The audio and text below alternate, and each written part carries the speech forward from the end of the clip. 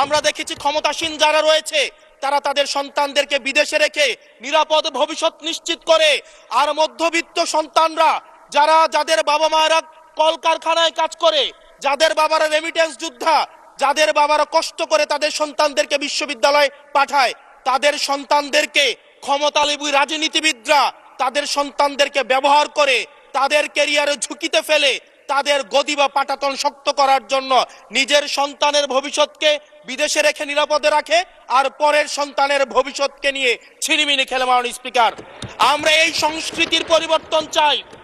আমরা চাই বিশ্ববিদ্যালয়গুলো শুধুমাত্র নেতা তৈরির হাতিয়ার হবে না। এই বিশ্ববিদ্যালয়গুলো গবেষণা, বিশ্ববিদ্যালয়গুলো পাঠ চর্চা, বিশ্ববিদ্যালয়গুলো সেখানে এক ধরনের মনস্তাত্ত্বিক সমৃদ্ধি, এবং সেখানে আমরা যেখানে গবেষণা হবে সেখানে আমরা বিশ্ববিদ্যালয়গুলো থেকে বুদ্ধিজীবী গবেষক আমরা বাংলাদেশকে এবং জাতিকে উপহার দিতে পারবো। কিন্তু অত্যন্ত দুঃখজনক বিষয়, আজকে বিশ্ববিদ্যালয়গুলো শুধুমাত্র নেতা উৎপাদন করার এক ধরনের বিশেষ সার্কেলে পরিণত হয়েছে।